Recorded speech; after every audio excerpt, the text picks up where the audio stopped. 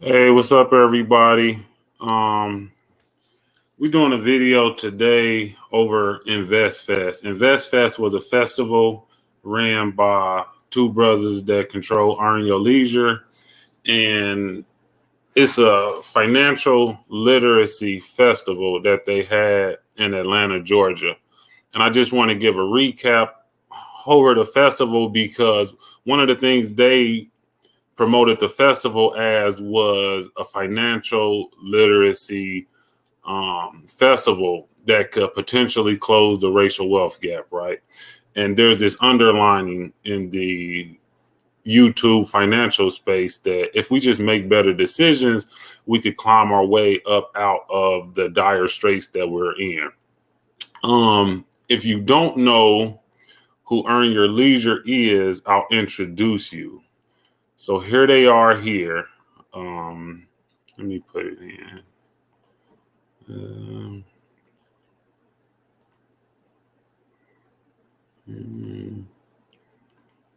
So here is Rashad Bilal in the front and Troy Millings in the back. These two come together to run not only a podcast, but a host of businesses up under the EYL brand called Earn Your Leisure. You can see giving rise to emerging content creators, business, finance, and entrepreneurship. Now, a lot of times these people come out of nowhere, so it's important to know a little background on who these two are, right? If you are familiar with Earn Your Leisure, what you'll notice is that Rashad Billings, the one that's in front with the asset over liabilities hoodies on, he's always in the front, right? He's always the outspoken one. And Troy Milling is more of the background person, right? He doesn't do too much speaking. You'll see him, but you'll very rarely hear him speak, right? He's there, right? But you just don't hear him. He's in the background. So I'm going to start with him, right? I'm going to start with him because most of this video, even though we focus on them as a duo, is kind of going to be centered towards Rashad Bilal. So we'll start with who is Troy Millings. And just give you a little background. Here is his LinkedIn.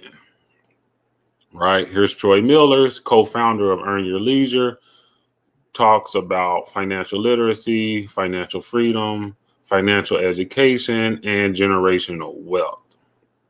This is a little bit of his background. Co-founder of Earn Your Leisure, physical education teacher, City School District of New Rochelle, program director, and he went to Manhattan College, master's degree in physical education and sports pedagogy.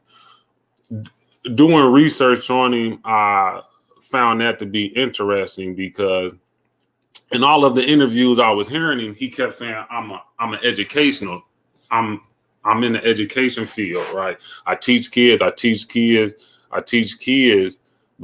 and I was thinking, maybe he taught reading, writing, and arithmetic. And in no way am I disparaging a physical education teacher. But I think that's something that needs to be specified when you say you're in the education field, what part of the education field you are in. Because it's different if you teach American history or Western civilization versus somebody who teaches a PE class, right? That distinction needs to be made. It needs to be made because you're teaching financial literacy, right? So if you just say education, somebody might think that you teach a subject, right, and not just physical education. The other partner is Rashad Bilal, and Rashad Bilal actually has a background in finance, right? Here he is, Rashad Bilal, and I'll just give you a little bit of this. In 2018, Rashad Bilal partnered with his lifelong friend, Troy Milling, who we just introduced, to start an educational platform called Earn Your Leisure. EYL gives behind-the-scenes financial views into the entertainment and sports industry, as well as highlighting backstories of entrepreneurs. EYL also breaks down business models and examines the latest trends in finance. Rashad Bilal grew up in the financial service industry, taking a summer internship with his family wealth management firm, the Bilal Group, in 2005. So Rashad Bilal actually has a background in finance. And come to find out, his father is president of a financial firm. The financial firm is called the Bilal Group. Here's Rashad Bilal and his family.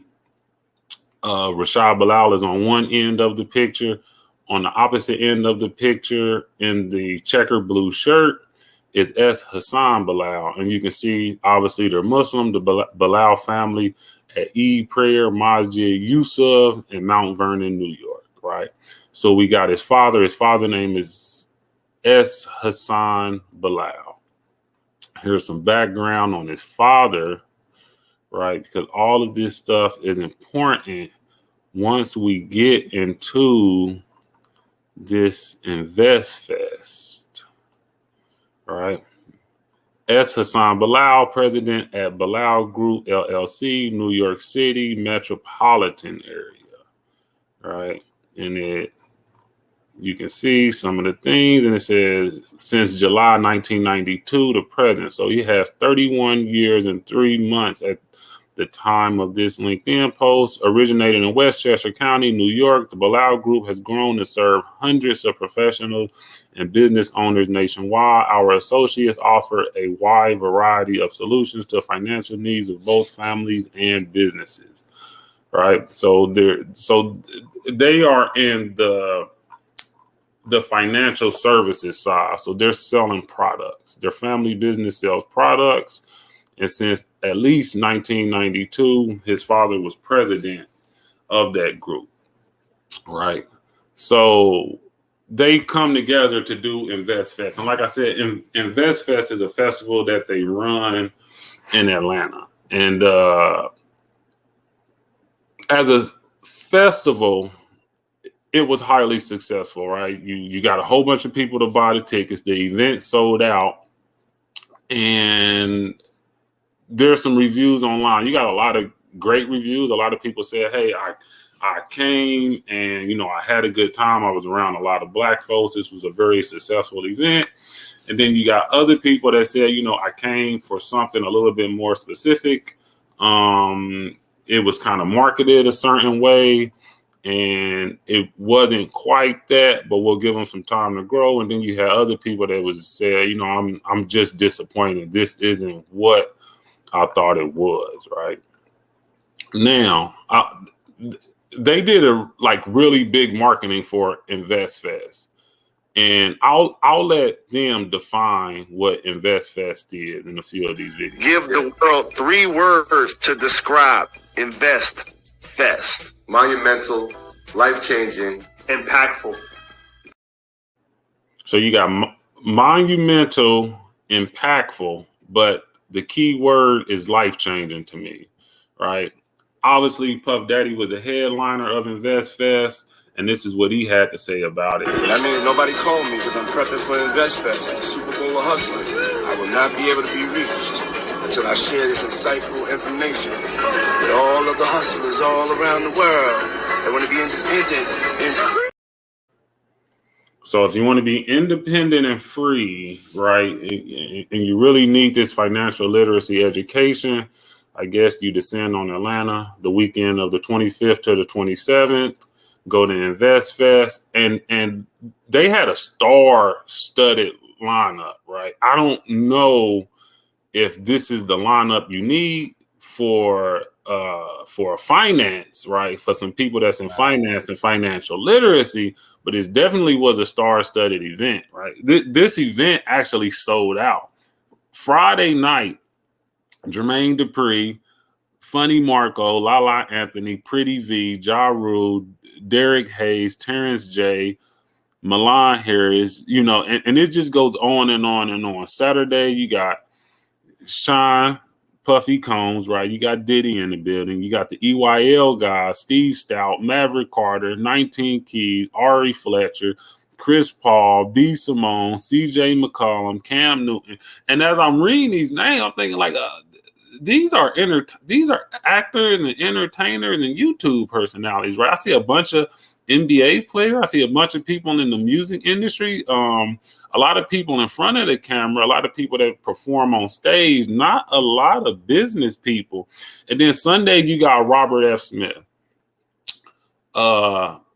Anybody who holds a financial event, right, will not take any slack for having Robert Smith there. He is a true finance guy, right? You got Steve Harvey, Rich Paul, Tabitha Brown, Jeezy. You know, you just got a bunch, like they give you a bunch of names, right? And most of these people showed up. Right? One of the complaints was that they didn't show up on time, but they definitely showed up. So this is their star-studded event. I want to say about 20,000 people came out. Somewhere between 15 and 20,000 people came out to this event to get financial literacy and to do some networking, right? We got to do the networking. You see that? The room was packed. You got people all the way in the back. You got big screens everywhere, people standing up, right?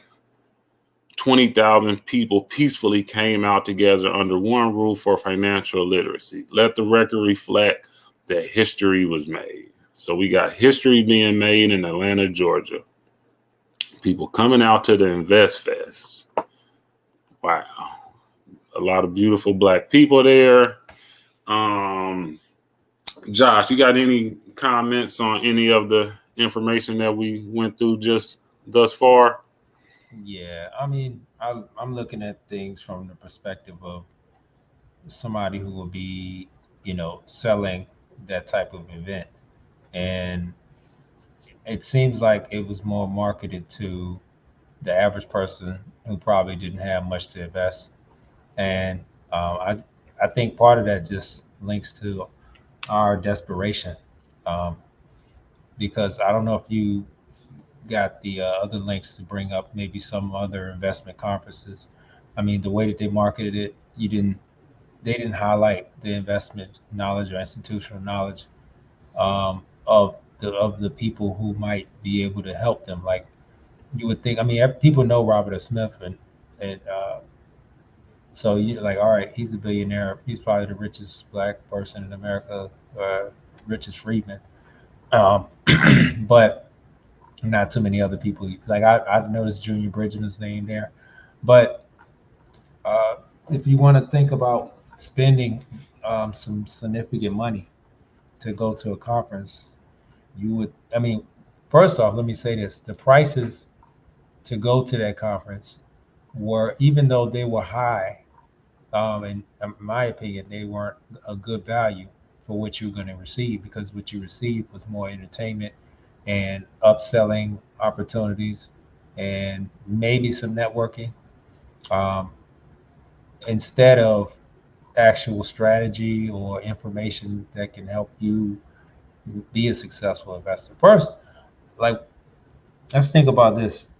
Really, to be an accredited investor, and I don't know if you want to pull that up, but accredited investors, um, it's will allow you to, invest in. Oh, you got it.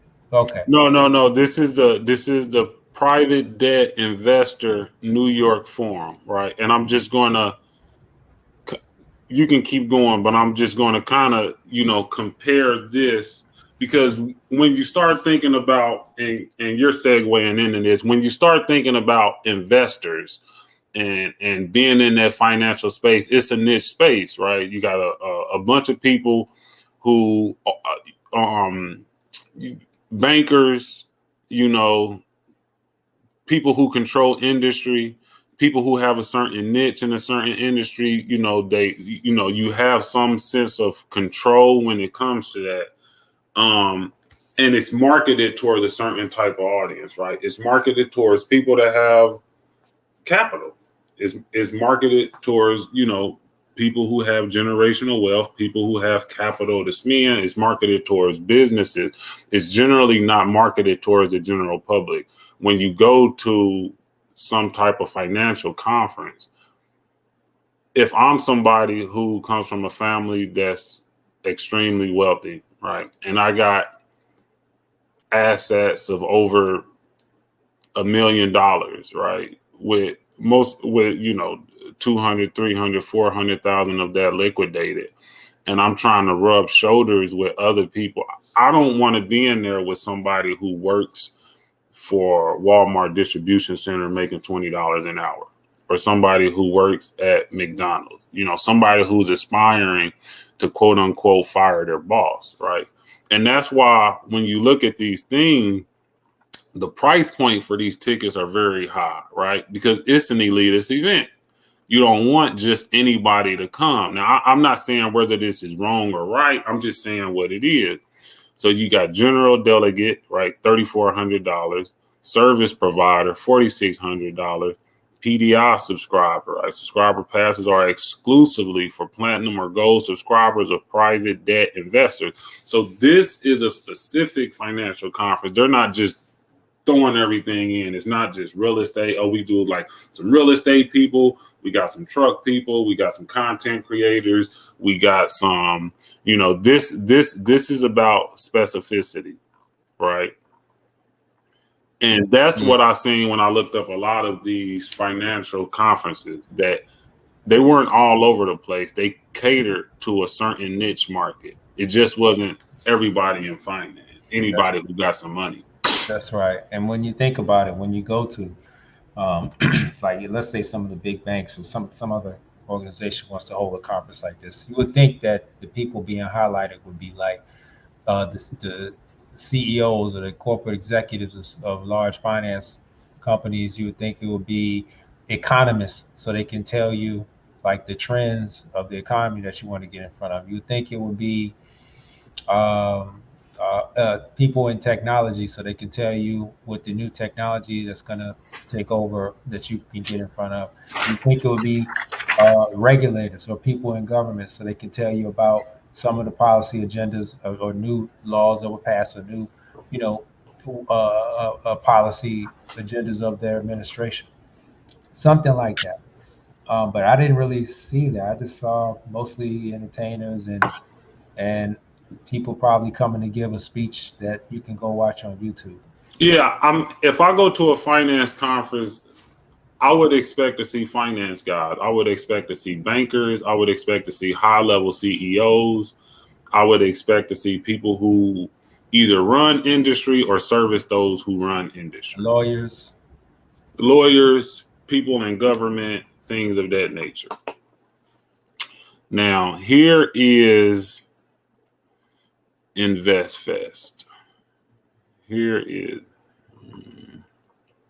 we're going to look at InvestFest. And one thing they got some slack about was their price point. And I was just saying that because I do believe that, their price point wasn't extremely high when you think about what people pay when they usually go to these conferences. The issue is that we don't have no money. So, it's going to be high when you hone this thing in Atlanta. And I'll tell you what I mean by that. It's going to be high when you hone this thing in Atlanta, given our conditions in this country, right? And given our conditions in Atlanta as well. Atlanta isn't the bastion of black wealth that it used to be 40 years ago, right? So general admission is $300, right? And that's Friday is just access to vendor market, right? And then you get to come to the event Saturday and Sunday, but you can't listen to any of the musicians. So you don't get the Jim Jones and all of that other stuff Friday night. You only get your general admission ticket.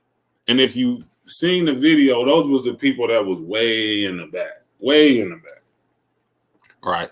VIP admissions is $1,800, right? That's a huge upsell. So we go to $300 to $1,800, right? Six times to get the first VIP ticket. Friday night include musical performance, fireside chats, open bars, food, special merch. For $5,000, you get all that, and you also get priority seating at VIP night, front rows 1 and 2 seating, center stage. So for $5,000, you don't even get a special setup backstage or any of that. You get to be right in front, right? Front rows 1 and 2, EYL stage and the AOL stage Saturdays and Sundays, VIP, platinum, skybox access, food and beverage is included. Autograph memorabilia and meet and greet. And then they have something called lifetime VIP membership. For lifetime VIP membership, you get a musical performance, you get the fireside chats, you get everything that everybody else get, and the bang for your buck is lifetime VIP access. Now, my thing is that what happens if you pay for this lifetime VIP, but they never have another Invest Fest? Do they refund you $8,000 of your money back? You know, how does that work? So we got general admission starting at $300 all the way up to $13,000, right? And if you can't make it, you get the Invest Fest live stream and recording for $100, and then you also get another thing you can do, Invest Fest 2023 Nightlife Network wristband. And these are people who didn't pay to come to the event, but they just wanted to come and party. Right. So if you just wanted to come and party, you pay $139. So I had to do the first one just to compare it. The problem isn't the price. The problem isn't the price. The problem is how it was marketed. It's marketed to the general public. So you get a whole bunch of people, and the way they was able to market this thing, a lot of people don't know. You know, this is their. They've been doing this thing for a few years now, and the first one was, you know, it had nice numbers, but it wasn't big like this. And a lot of people had to know that they hooked up with Steve Harvey. When they hooked up with Steve Harvey brought him in on his syndicated morning radio show, and he partners with him, right? He's the one who hooks him up with Robert Smith. He hooks him up with Tyler Perry. All of the big names that you see that's a part of this fest, that comes from Steve Harvey and Steve Harvey Connections. He brings them on his radio show. He's allowed them to promote. He promotes them. You know, it goes out, you know, not only all over the country, but especially in Atlanta. So you get a whole bunch of people from Atlanta who's interested in this thing. A whole bunch of people come down to Invest Fest and they sell out the event. That's how you get 20,000 people. I see Rashad and Troy, and they talking about how much of a success it was and how criticism shouldn't have been garnered towards their event. But what they're not telling you is that, you know, they just plugged in the Steve Harvey network, and they actually say this after the event on their Money Mondays podcast or something like that, where they're explaining that, you know, once they got hooked up with Steve Harvey, it was basically all downhill from there. Steve Harvey came in with his connections, and he just connected them with a bunch of people. He connected them with, you know, he's been doing stadium comedy shows for a long time, and he has all of those connections. And once they hooked up with him, it's basically to the moon. Now, my biggest takeaway from, you know, how this admission thing was set up is for it to be a big I, little you. And I'll tell you what I mean by that. In the white community, you have business class, right? You have business class, right? Here's an image of the richest people state by state, right? But I say the richest white people, but just the richest people state by state. When you look at this list of business class, none of these people double as something else. They just do business. They're not actors. They didn't make their wealth playing a sport. They didn't make their wealth telling jokes or running fast or jumping high or anything like that. They just do business. They just do business. On the other hand, when you look at the black business class, which doesn't exist, it kind of doubles as the black celebrity class. So what you see is we don't really have a black business class, but we do have a black celebrity class. So the richest black people in America, for the most part, except for a few names, were big celebrities, right? They come from entertaining and doing shows. You know, you got Jay-Z, he's a musician. You got Kanye, who may or may not still be in that position. You got Michael Jordan, Oprah Winfrey, right? And then you have a few other people. But even when you think of names like Tyler Perry makes his claim to fame as an actor, right?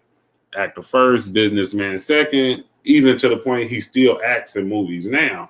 So, you know, there was this meme going around. It was, do you want $500,000 or dinner with Jay-Z? Something like that. And you've seen a bunch of people say, you know, I'll take the dinner with Jay-Z because he's going to teach me a bunch of things. And it's interesting to know, like, Jay-Z doesn't write Jay-Z checks.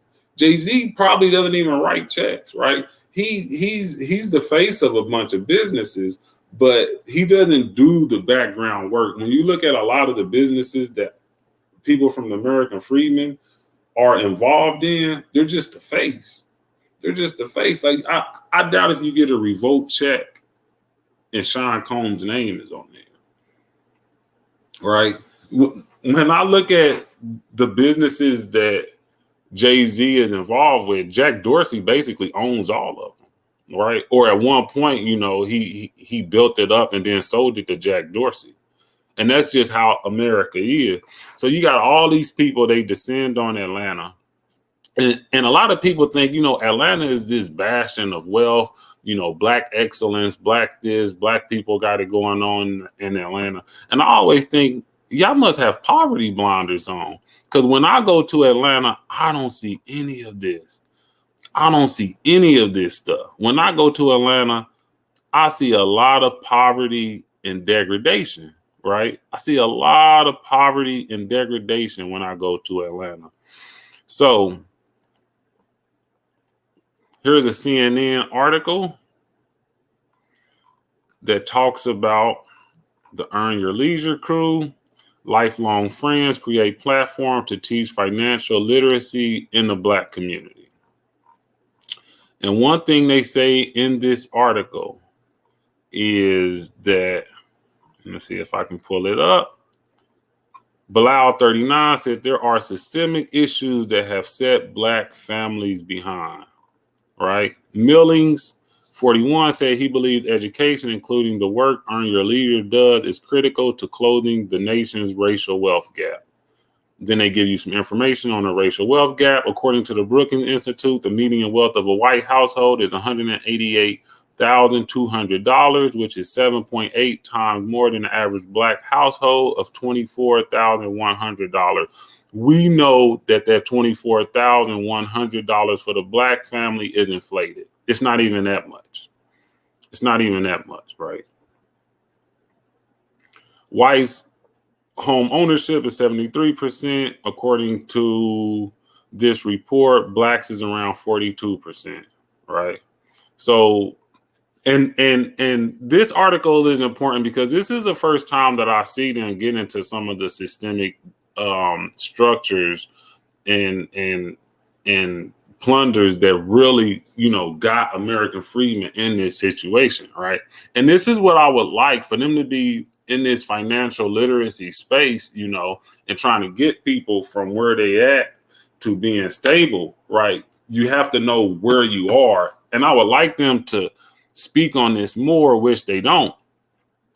And Bilal in this article says, I think it's obvious you can start from slavery, redlining, racial discrimination and education, mass incarceration, drug epidemic.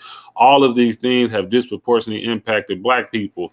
Bilal said in an interview with CNN, you have to address the past if you want to look forward to the future. There's been no remedy for for the things those issues have caused. And I totally agree with him about that. When it comes to that, he's spot on. He's spot on. I wholeheartedly agree with everything he says in that article. My problem is when you get into their brand and some of the things they have going on, they don't speak to that. This is something they don't speak to. Matter of fact, what you hear when you listen to them a lot of times is things like this. Children how to invest. Poor people were taught how to gamble. You really think about it. Like every kid knows how to gamble. Shit right now. Like, you know what I'm saying? You learn how to gamble when you're young, but you don't learn to invest until you're 30, 40, maybe never. What if it was reversed? What if you learned investing at the same age you learn how to shoot dice? Where would you be? Well, I need to hang around these. You're listening to Big. So the financial literacy guy, when he goes to CNN, he talks about the racial wealth gap. And he talks about barriers to upward mobility in the African American community. But then most of the time when you see him, over 90% of the time when you see him, he's talking about, he's just making stuff up, right? This idea that we learned to gamble. We don't learn to do anything. We don't have no money, right? Let's just start there. When they talk about the racial wealth gap, what they basically saying is whites got all the money and American freemen don't have no money. And you don't have no money because of slavery and the overthrow of Reconstruction. You don't have no money. And a little bit of money you did have is because of what the silent generation did. The politics, they was able to go out into the streets and garner enough energy and enough bodies to really push the American government to do something, right? In the 1960s, they passed those affirmative action laws. And because of that, the next generation, the baby boomers came and they benefited off that. That's why baby boomers now hold 90%, over 90% of Black Americans' wealth in America, right? They are the outliers in our community, right? They live the good life. That's why your grandmother and your grandfather, they own their house, they own their cars, they got pensions. You don't. We live in the gig economy. We're not retiring from our jobs. We don't have that sense of stability. They're gouging everything, right? There was a trucking company that just filed for bankruptcy, and they told everybody who thought they was gonna get pensions, y'all not getting no pension, right? My grandfather worked for GM Chrysler.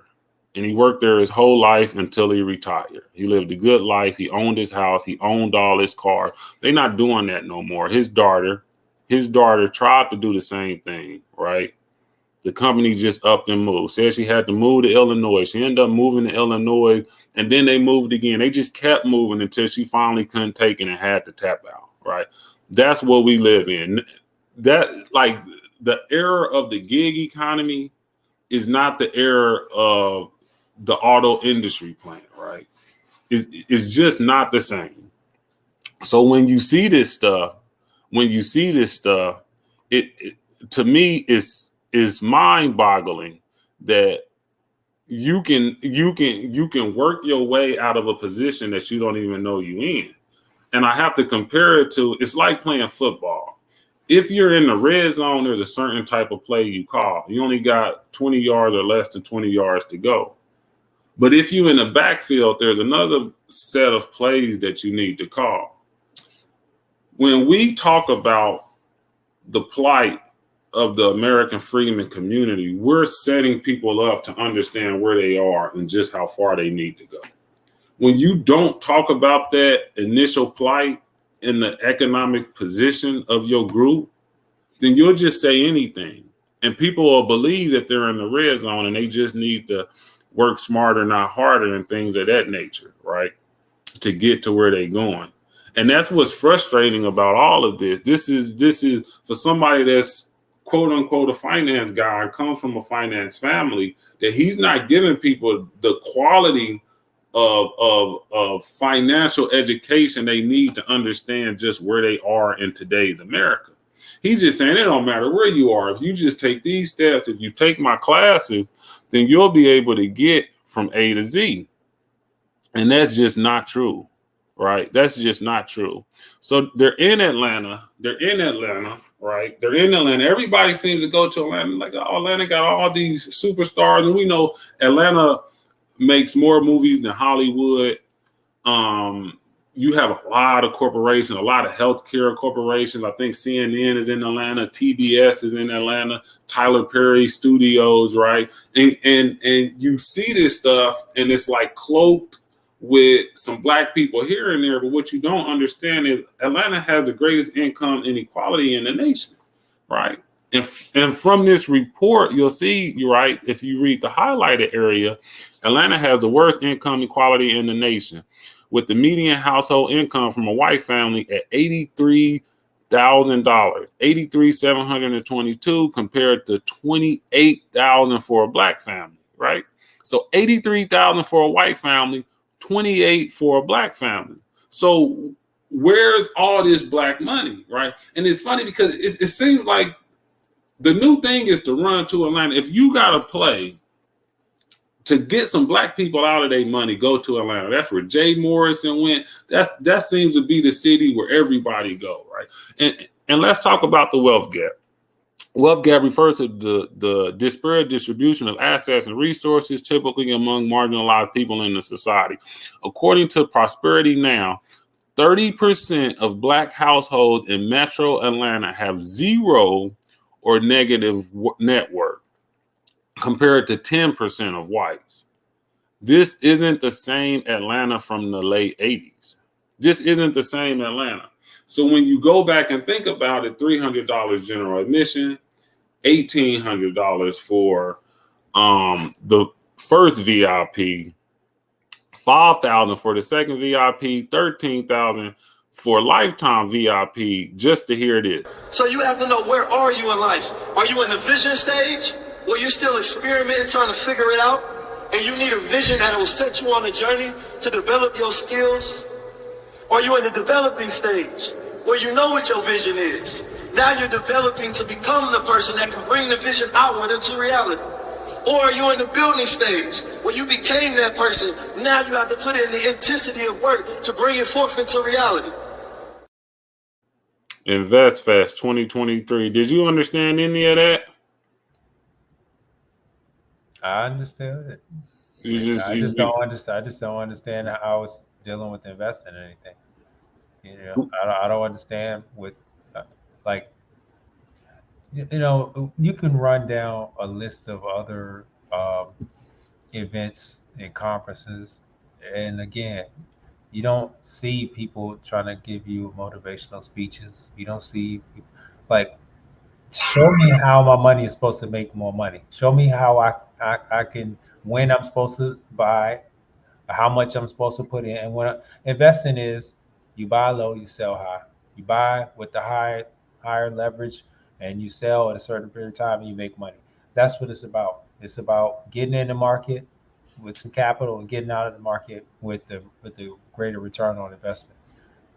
It's not about none of the stuff he's talking about. And the people that, when you go to these other conferences, you don't see motivational speakers there, because that's really what he's talking about is how to grow a business and start something from scratch, and you have a vision or a dream and how to make that. So what he's saying is he's talking about people who don't really have much and they're trying to get started, which goes back into the desperation part. You know, like, I understand why our people put money into this type of conference, because how often do you see somebody that tells you, hey, let's go to a business conference, let's go to an investment conference? Not too often, because most people are in our community, they don't have money, they don't have capital to invest, and they don't have,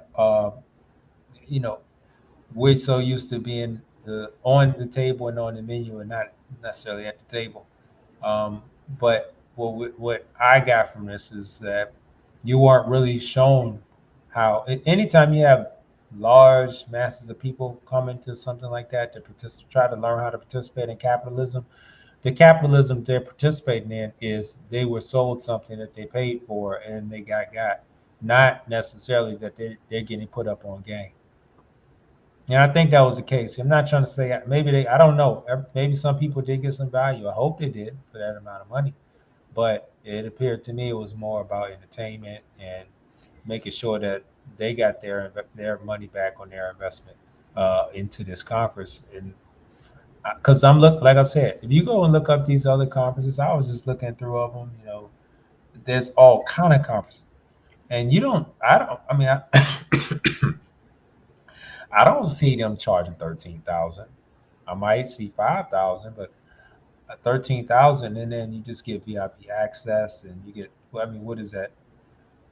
Is somebody really gonna help you? Are you getting like real people in businesses to mentor? Most of it is sponsored by businesses, right? This is something. This is a business expense that you're going to write off at the end of the year, and you know this because these are business people that are going. These are people that are successful in their field, and they're going to not only network but to hear about specific types of niche markets that they are involved in. You don't go to hear general information and to be motivated, right? You're not going to hear anything like this. You have to totally shift your mindset. When you think of success, it's not necessarily, a lack of resources. A lot of people don't have success because they lack changing their mindset. And when we go to school, like school teaches us what to think. School doesn't teach us how to think. And so I knew that at a very young age, growing up, where I'm from, I was always taught and instilled their survival mentality.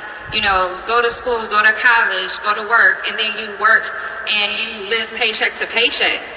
And for me, I knew that I didn't just want to survive. I wanted to thrive in life, and I wanted to live a life that was purposeful. I wanted to live a life that was fulfilling. And I knew that I had to shift from thinking that I had this lack mentality, and I had to think from a place of like abundance. That sounds like prosperity gospel to me. That sounds like can you live a fulfilled life without being wealthy? Did our ancestors, did those who come before us, did our elders live a fulfilled life without being extremely successful? Now, do you want to be successful? Do you want to be financially stable? Yes, of course. But the position this country got our people in is hard for us to like really pull ourselves up by our bootstraps, right? Not in this country. That's why you get the racial wealth gap. And this idea that you can create wealth by making better decisions while your counterparts, your white counterparts, is inheriting wealth, is inheriting capital, it's just asinine and it's untrue. See, I would like for all of these people to explain, not only what they did, but what their actual life is like. I believe a lot of these people is on stage and they're just faking the front. A lot of these people is on stage and they just faking the front. And that's what we're going to get into when we get into our next guy, is that these people have been, when I say hustling, I'm not saying it I'm using it as a derogatory term right now. These people have been hustling all their life. They've been looking for the new hustle. And like Diddy said, this is the hustler bowl. This is where all the hustlers is coming, right? To like network and smooth. And it was funny because when I first started to do research on the Invest Fest, I come across this guy's page. And it's just a random guy. And he says, oh, shoot, I didn't get my ticket. And I quit my job to go to this Invest Fest. Somebody helped me out. And I'm like, hold up. You quit your job to go to a festival and you didn't even have your ticket yet? For one, why would you quit your job to go to the Invest Fest? And if you're going to quit your job, at least know you got the ticket first. So I click on his page and I go to his page and he's selling this holistic meditation, motivational advice to people. And he's telling them that, you got to cut things out of your life and this is your season to grow, blah, blah, blah, blah, blah, blah. So I thought to myself, I'm like, either this guy's an idiot and he really did quit his job before he even bought the ticket to go to InvestFest, or he's just on here lying, trying to get somebody to give him a ticket so he can get into there free because he don't have the money to pay for it. Either way, these are the type of people that I believe InvestFest was drawn. And you'll see that when you look at a few more of the images. But we got to get into something that like really caught my attention when I was listening to some of the speakers. This came up. And I don't know why InvestFest would have this in here. Can you see this screen? I can see it. Okay. I just can't hear it. All right. I'm about to play it. And you can just hear with some of the message was like, this is Lala Anthony. Lala Anthony, you know, and this is what I mean, this cross between celebrity first, right? I'm a celebrity all my life, but because of being a celebrity, I got a little bit more money than you, so that makes me a business person. She's talking about some books she wrote. What she didn't talk about was being married to somebody who won the lottery. I mean by that, Carmelo Anthony, and then divorcing him, and that's how she got all of her wealth. She's talking about some books she wrote that was New York Times bestseller, blah, blah, blah, blah, blah, that doesn't sustain her life. But we're going to kind of skip past her and go to my main man. Stop asking for reparations. They're not going to give you. Build a home because that's where we come from. That speaker is right there. Santino Drew. I'm gonna play that again. Stop asking for reparations. They're not going to give it to you. Build a home because that's where we come from. This is financial literacy. This is InvestFest 2023. You got a speaker on stage, right? And it would be one thing if he just said it, right? Stop asking for reparations. They're not going to give it to you. But this comes from InvestFest page. They actually took this message and marketed it.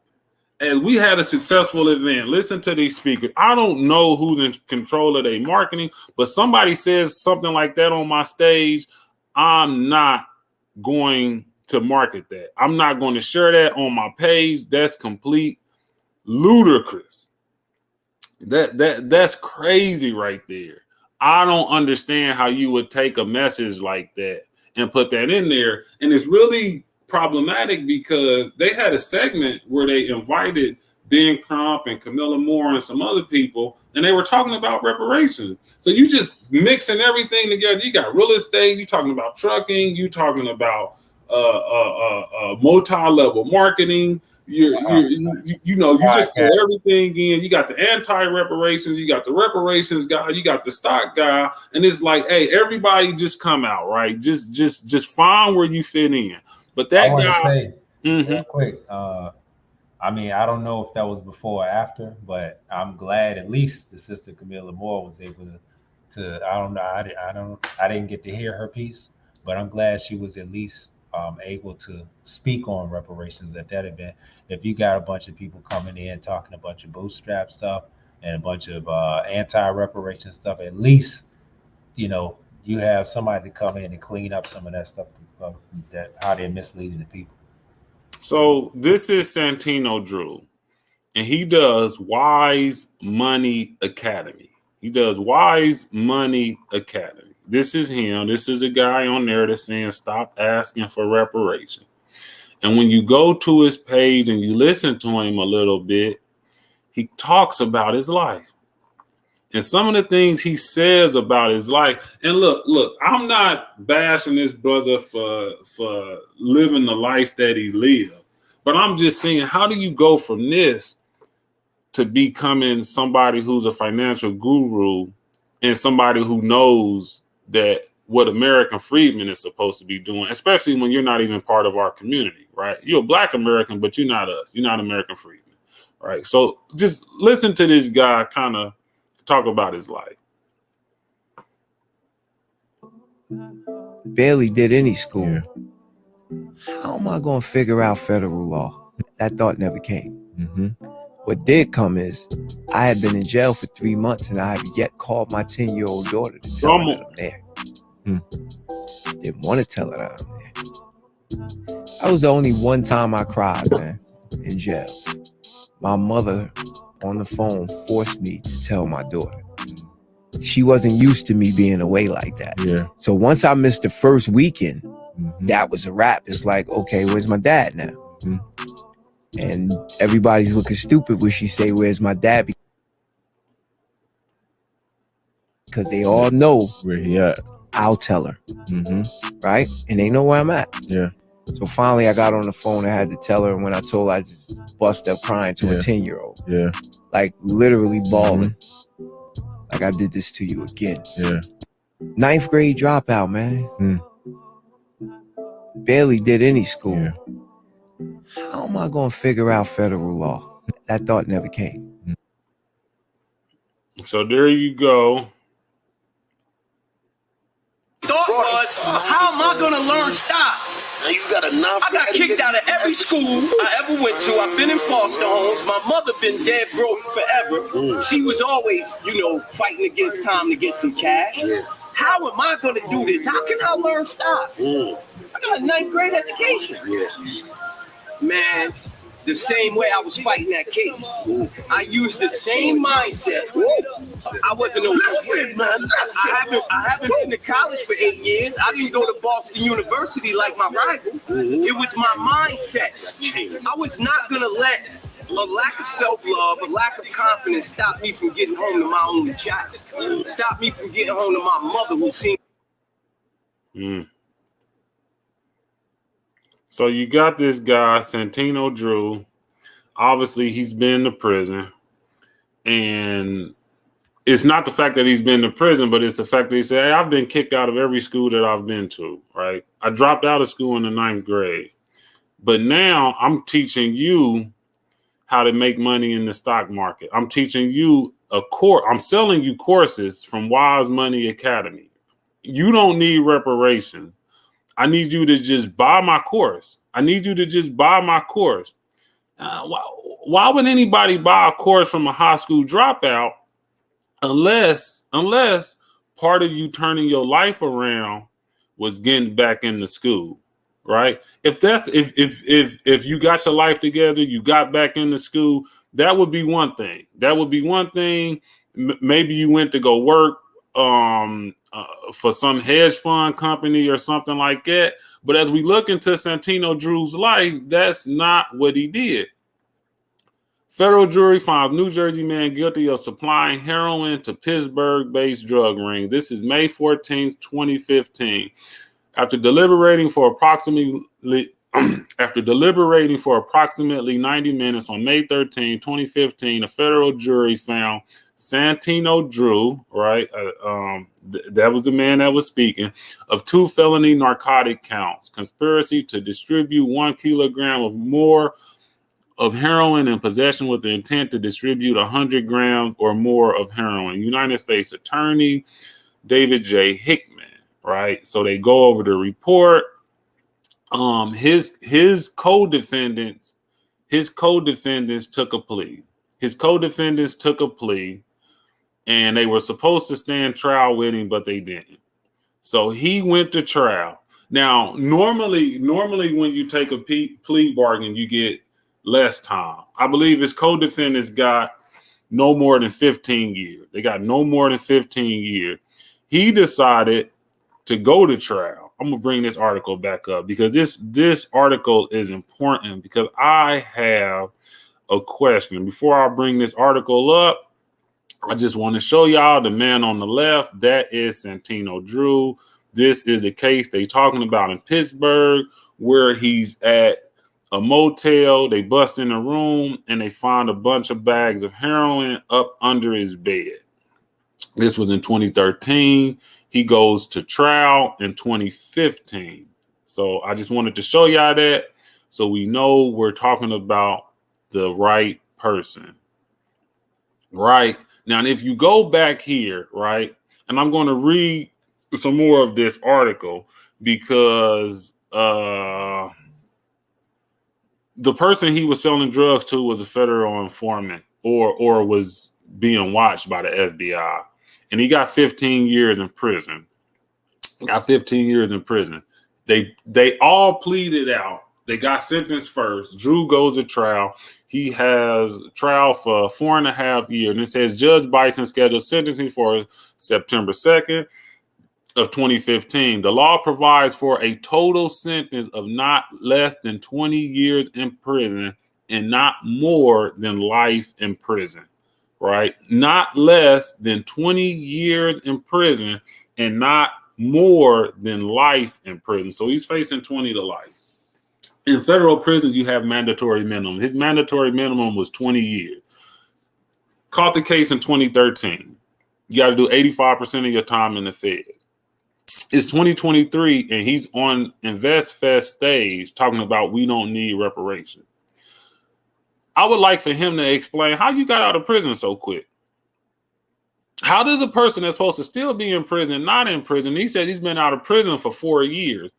I've been out of prison for 4 years, right? 4 years ago, I was in the jail, he said on one of his posts, and now I'm out. If you go to I'm about to go back to his Instagram so you can see a man that, I'm not saying he's supposed to be in prison, but according to his sentence, he's supposed to be in prison. He's still supposed to be in prison. I need you to explain why you're not in prison, right? I need you to explain why you're not in prison, Santino. Because you're supposed to be in prison, according to your own self. According to your own self, you're supposed to be in prison. But here you are at InvestFest. Here you are at InvestFest talking to my community, talking to our community about we don't need reparation. For men with one common mission, blah blah blah blah. Teach respect. One of these posts, he talks about, I'm supposed to be in prison, and we came together and we had this successful festival, right? I'm here telling you, you don't need reparation. I'm not even a part of your community, right? You committed crimes with a whole bunch of Latinos, right? They took plea bargains. You went to trial. And now you up here telling me what I should be doing, what me and my community should be doing politically. You're not even a political person. You Wise Money Academy. You Wise Money Move. This is what you do, right? This is what you do. This is your academy. You sell courses. You sell courses. Secure your spot today. Can you see that, Josh? This is the course selling, man. All of these people are here to sell you courses. And I don't have anything. I'm not knocking him for he gets out of his legal jam. Maybe the court found his case to be legitimate, whatever case. I don't know. No, he goes to prison because he talks about going to prison. His whole Instagram is about how he got convicted and he went to prison, blah, blah, blah. Now, I know during COVID, they were letting people out as well. And I'm not saying he's a rat, but it does come into my mind. Like, I need you to explain how you got out of prison. And I say that because, for all intents and purposes, Robert F. Smith should have been there. But we also know Robert F. Smith has a shaky past as a federal informant. I'm just saying, is the InvestFest the rat fest? Like, I don't know. But I know you don't need to be speaking on reparation. Just sell your courses. Yeah, that's what I was getting to. Like, what, him turning his life and doing something positive and improvement, like that's do what you do. And obviously your options are limited, so you want to hustle, but obviously you don't want to leave your daughter again and go back to the joint. So you have something to sell, cool, but why you gotta now make us come for you when you go at reparations? You misleading the people. We don't that's not the energy we need. That's not the energy we need the younger generation to get on, older generation, or anybody in between. We need the energy we need them to have is why is to be fighting for reparations and the understanding of why. So I think if you're gonna open up your mouth and you're gonna talk on that kind of stuff, you got to know that people are gonna be clapping back for you, because that's dangerous language to be speaking to a people who in Atlanta, on the path to zero wealth, in especially Atlanta, cities of high wealth and equality. And for people, a lot of people might have spent their whole life savings, their whole net worth, went to zero to get to that event. in Atlanta, where 30% of these people don't even either have zero wealth or negative wealth.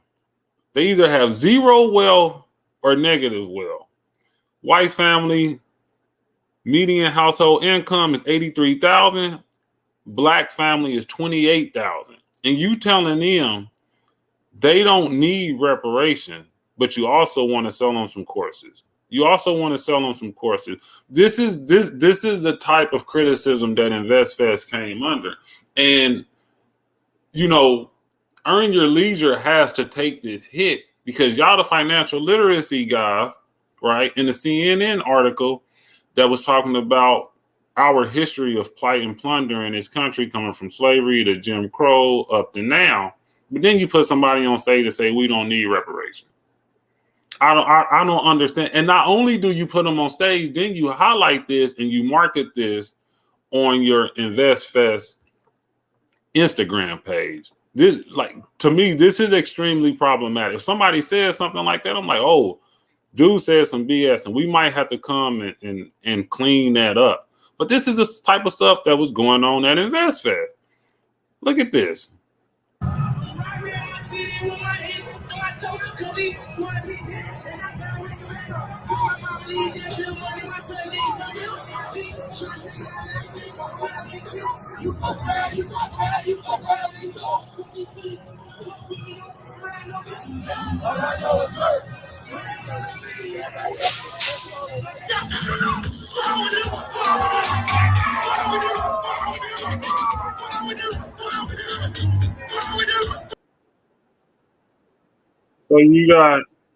So you got in between speakers, you got a club atmosphere going on. That's the main stage right there. So you got somebody on stage rapping Meek Mill lyrics, pouring wine on stage. And I guess in between that, you're going to bring out Robert Smith and Steve Harvey is going to do what he's going to do.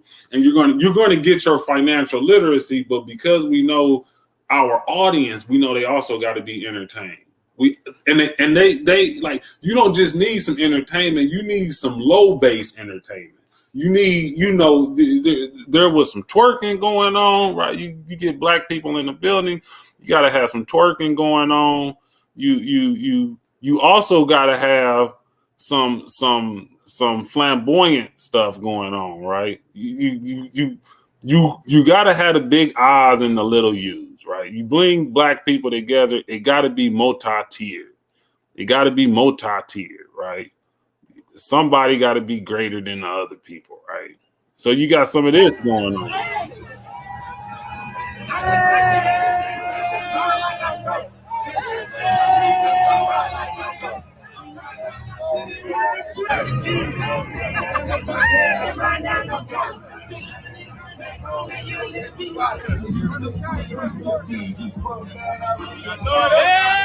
That's my man Shans.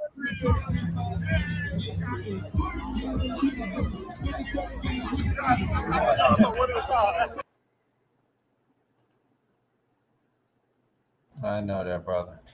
You know him? So we need some of that as well, right? Now these are people who bought a booth. They bought a booth and they said, hey, it was our booth and we can do what we want to do at our booth, right? But this is the financial literacy conference. Why would we be promoting wasteful spending at a financial literacy conference? Then they came back and they said, wait, the money wasn't real. The money was a marketing scheme, and they had barcodes on the back of the money. And when you scan the barcode, it took you to our website where we can upsell you some classes so you can have money. That was the whole thing. Now, this was one of the critiques that was brought up in the interview from Tony the Closer to Rashad Bilal. And, he speaks about this. He goes into, And it's interesting what he said. Let me see if I can find it. I know it's making people sick to the. Hold on. When you pay for the shit and you do shit, there we and go. They can't fully appreciate attention. That's what Jay said. They know that's the only way we ever gonna speak. So he goes into this. So Tony the Closer is gonna ask him about the money throwing. Tony the Closer is gonna ask him about the money throwing. And he's going to ask him about a couple of issues that was brought up about InvestFest. But I'm going to start with this money throwing first, because I thought this was important, right? It was really interesting what he says about the money throwing. This is real shit that I'm trying to explain to you. Like, you know what I'm saying? It's not hate, bro. So for clarity for the people that didn't understand, though, that wasn't actually in the actual where you see the fake money thrown, that wasn't in the actual place where the event was actually being thrown. That was the vendor marketplace. So I know a lot of people were thinking that was like, hey, maybe that might have been happening from the stage, and I've seen a lot of people commenting on that. So I definitely want to give you an opportunity to address that. If you saw our stage, like, yeah, you know what I'm saying? You saw the stage, but even if we did do it on the stage, so what? It's our event. We can do whatever we want to do. Next year, we might make it rain with real money, just because we can. Just because we can. Look, ain't no rules to this shit. We can do whatever we want, bro. There's no rules to this shit. We paid for the shit ourselves. We didn't go through no gatekeeper. We didn't have to ask nobody for permission. So guess what, Tone? When you pay for the shit and you do shit yourself, you can do what the fuck you want with no apology. That's the beauty of this shit. Ain't no apology. There's no apology for this shit. When I wear the silk, and it was terry cloth, by the way. So when you pay for it, you can do what the F you want. When you pay for it, you can do what the F you want. There was no gatekeepers, he said. Hold up. So could you have put 20,000 people in the stands without Steve Harvey partnering with you and promoting it? Could you have put 20,000 people in there without him bringing you on his syndicated platform? You paid for it? Did you pay for it? $300, $1,800, $5,000, $13,000 for a ticket, $99 to stream, $139 to come Friday night? Did you pay for it? See, everybody wants to have these events and be esteemed and be held up and be on stage with Tyler Perry. But then when critique comes about their event, because they said, this was the elegant event. This was black excellence. I don't believe in black excellence. I'll just start there. But if that's black excellence, then black excellence don't exist. If your promotion is low tier, low level, right? We're promoting a finance course. We're promoting financial stability the same way you would do. When I think of throwing money, I think of concerts. I think of strip clubs. That's strip club culture. So we bring strip club culture to the finance space. We're going to bring strip club culture to the finance space. And if you critique what we got going on, it's not us, it's you. And then in the end, we can do what we want to do because it's our money. Even though we got the money from y'all, right? We got the money from y'all to run the event. And we did partner with a gatekeeper, Steve Harvey, and he did promote us. He promoted our event, and we partnered with Revolt, and that's why Puff Daddy is there. But now there's no gatekeeper. Now Steve Harvey and Puff Daddy aren't gatekeepers. Right now, it was all, once we get y'all money, it's all ours. If you go to Rashad Bilal's page, most of his comment section is limited. You can't even speak. So I take y'all money, but then I mute you. And then when you have criticism, I say, hey, it don't matter what you talking about, right? Because it's about me raising my celebrity status, right? To me, this was his claim to fame. This was his dinner with Jay-Z. Right, it was a flex. These people don't want to just be wealthy. They just don't want to be financially stable and take care of their family and just live a quiet life. They want to be celebrity, because we really don't have no business class, like I said, but we do have a celebrity class. So for them, it's like, what is it to have the money without having the celebrity? I feel deprived, right? It's not good enough that I live better than 99% of American freedmen, right? And my lifestyle comes from soliciting money from them to pay for my classes, to pay for EYL University, right? That's how these people make their money. They make their money on upsell. I'm just going to sell you a bunch of stuff. And then once y'all buy all this stuff, this is EYL University. This is EYL University, right? And when you come on here, they just selling a bunch of stuff you don't need, right? A bunch of stuff you don't need. Earners, what's going on? Listen, EYLU is relaunching, revamping, retooling. That's right. We're creating a new educational experience that's more expansive. Shawty, tell them what we got. Yes, 2023. We got a lot in store, a lot planned for you guys. So you know that EYLU already includes monthly financial planning calls with me, book club calls with Troy, real estate calls with MG, the mortgage guy, access to the home buying blueprint, volume 1 and volume 2. Part of the revamp will include 27 local chapters from across the United States, live interactive teaching, hands-on, not just pre-recorded videos. This is what they do. They just sell you a bunch of crap, right? You got the Jordans in the background. He got the YouTube stuff in the background. Why do I need to call somebody who is a PE teacher about finance? Why does my personal finance coach that's going to get me out of generational poverty into generational wealth have a background in physical education? Why am I calling this guy? Then you got him 500 on there. Why am I calling a guy that promotes scams to teach me about level marketing, right? Why do you have a scammer on your page? That was his whole issue with JT the Pocket Watcher, is that him 500 is a scam artist. That was the young guy that was in the video, right? I'm gonna go back to that, but I'm not gonna play the video no more. Him 500 is a scam artist. That's what he does. He runs scams, right? He can tell you all of the ways to do some type of bank fraud and get some up out of it, right? He's the go-to person for scams right now. And you go here and you enroll in these classes, right? And he's one of the teachers, right?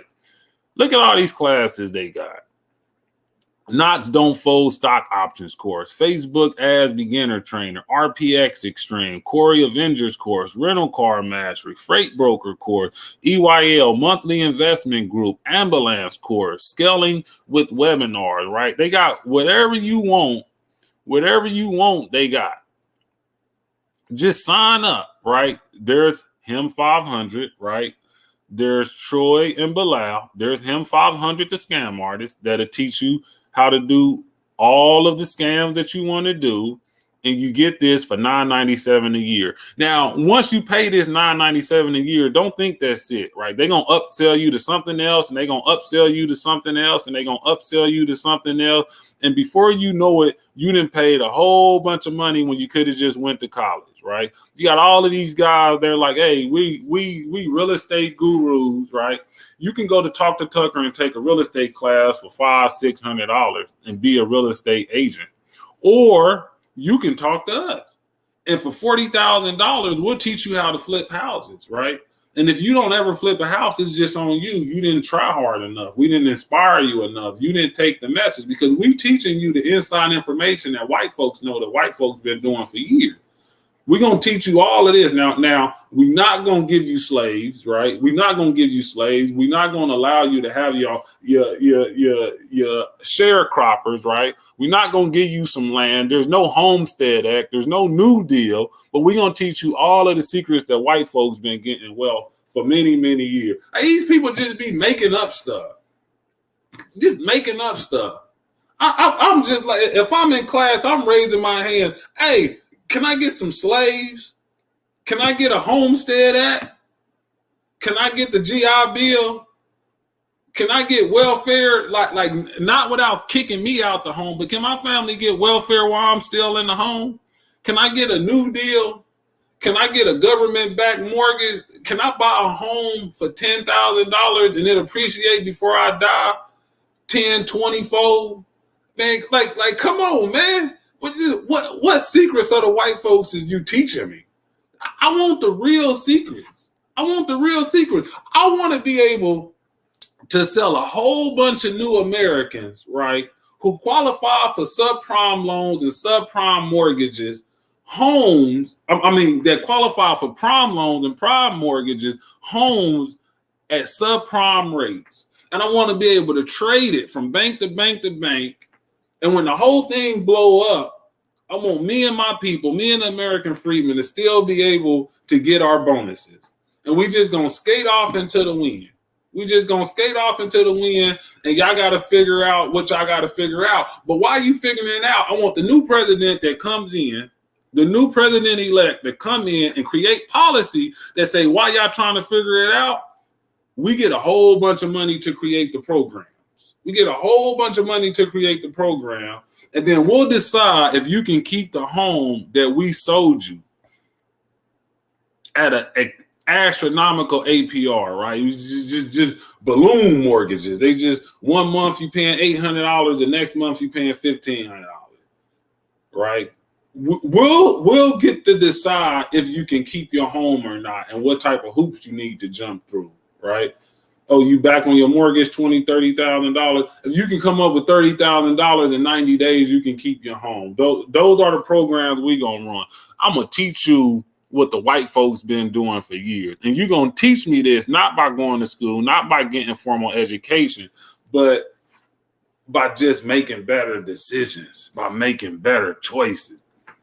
How about this? How about y'all outlaw alcohol, right? We do another prohibition era, and then American freedmen get to control all of the alcohol for 10, 20 years. How about that? Or how about you make marijuana illegal again, and we get to take over the industry, right?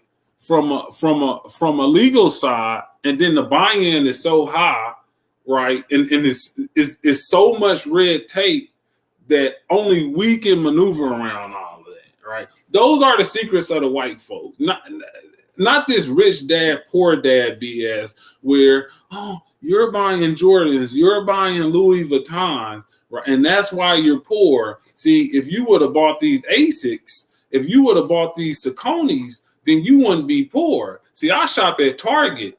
And you shop at Nike. And that allowed me to save more money and put a down payment on my house. This stuff don't make no sense. They just be making stuff up. These people just be making stuff up, man. These people just make stuff up. And then they sell it to you because they think you stupid. They think you don't read. They think you don't know this stuff. 10 myths about closing the racial wealth gap. 10 myths about closing the racial wealth gap. The myth of closing the racial wealth gap through education. Post-college, look at white U.S. median household net worth by race and education. Look at white. So if I'm white, the more education I get, the more I leave my black counterparts behind. And I'm not even going to say black counterparts. These is American freedmen, right? So less than a high school diploma, or let's call it what it is. High school dropouts got $82,000, almost $83,000 in median household net worth. In order for you to have more money as an American freedman household than a white high school dropout, you not only got to have some college, you got to have post-college. You got to have a master's degree or a PhD. We got to have a master's degree or a PhD to outperform a white high school dropout. Just look at this. And the more you go up, the greater the deficit gets. The greater it gets. It don't say nothing about financial literacy on here. Myths of closing the racial wealth gap through personal responsibility. through personal responsibility. Myth of closing the racial wealth gap through home ownership. Not even home ownership. Because we not getting homes like they got homes. We don't have no homestead act. We don't have no land grabs. We don't have this where you can just run all the black folks out of town and take their land and take their homes and just move in. Individual accomplishments. Like, just look at this myth of closing the racial wealth gap through increased saving. Here, if you just make better decisions, and you just save more and you just don't spend as much, then you'll be all right. A 2004 study by Maury Giltman and Edward N. Wolf, using data from the panel study on income dynamics, tracked the financial position of black and white families and found that if income is controlled, there is a slight saving edge for black households. So we save more. We actually save more and we still doing bad. The current racial wealth gap is a consequence of many decades of racial inequality that imposed barriers to wealth accumulation. Cleveland Fed noted in the 2019 report. The myth of closing the racial wealth gap by investing in black-owned banks. So if you can't invest in black-owned banks to control the racial wealth gap and to erase it and close it, then what makes you think you can invest in these black-owned businesses and black-owned courses? If every single black-owned business put every single dollar of its revenue into black-owned banks every year after a decade, black-owned banks would have 6% of the total assets that banks led by white people had in the fourth quarter of 2019. It would take just under 30 years of every dollar earned by all black-owned businesses investing in black-owned banks for their assets to surpass those held by one bank, J.P. Morgan Chase. The myth of closing the racial wealth gap through entrepreneurship. Look how entrepreneurial black people is. 50% paying operation expenses, credit availability, making payments on debt, purchasing inventory, the full contract, did not face these challenges. Let's read about that. According to the Federal Reserve Bank's 2016 on minority firms, I don't like that minority word, 40% of firms owned by people of color received the full amount of capital sought compared to 68% of non-minority owned firms, right? So they doing better. They boosted our numbers. 40% when you say people of color. What is it? Just give me black. If you're not gonna give me American freedmen, just give me black American. The Atlanta Fed found that even though black-owned businesses were the highest percentage of firms expecting revenue growth and employment growth over the next 12 months, they were significantly less likely to get loans. So it don't even matter about your projections, how well your business is doing. You're not getting this money. What they say in life when they wanted that pie, they said, man, this ain't Negro pie or something like that. This is white folks pie. This is white folks pie. This is white folks money. I don't care how well your business is doing. You're not getting this money. A review of the national and regional studies over several decades indicated that limited financial, human, and social capital, as well as racial discrimination, are primarily responsible for the disparity in minority business performances. 2017 report from the Department of Commerce Minority Business Development Agency. The myth of closing the racial wealth gap through I'm going to end on this point, through financial literacy. The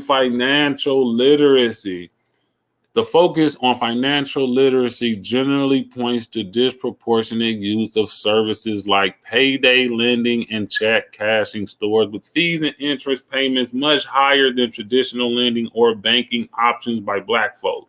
However, 2017 report from the St. Louis Fed, meager economic circumstances, not poor decision-making or deficit knowledge, constrains choices and leaves asset-poor borrowers with little to no other options but to use predatory, abusive, alternative financial services.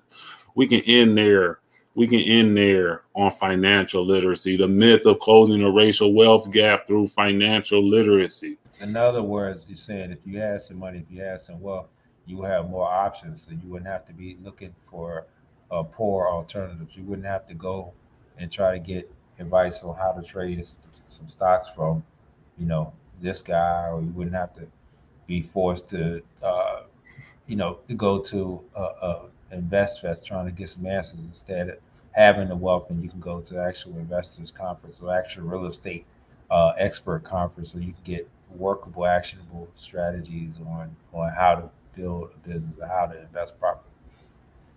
You wouldn't have to go to the money. You wouldn't have to go to the people that say they got the money. You got the money. Those ideas will come to you. How many brilliant brains do you think Elon Musk has up under his company, right? See, he don't even need the education. He got one. You got the capital. Everything just comes to you. You don't need nothing else. I got the capital. Okay, you got some great ideas. You're trying to get them ideas up off the ground. Come holler at me. Right? So if you had the money, you wouldn't be talking about assets over liability, right? Because I got the money. I wouldn't need $110 hoodie that says assets over liability because I got the money. See, I wouldn't need to be reminded any of this stuff, right? Because I would already have the assets, right? So you don't have to tell me ownership, not loanership. Because I'm buying stuff. I'm not buying this. I'm not buying any of this. I'm not buying no $95 hoodie online.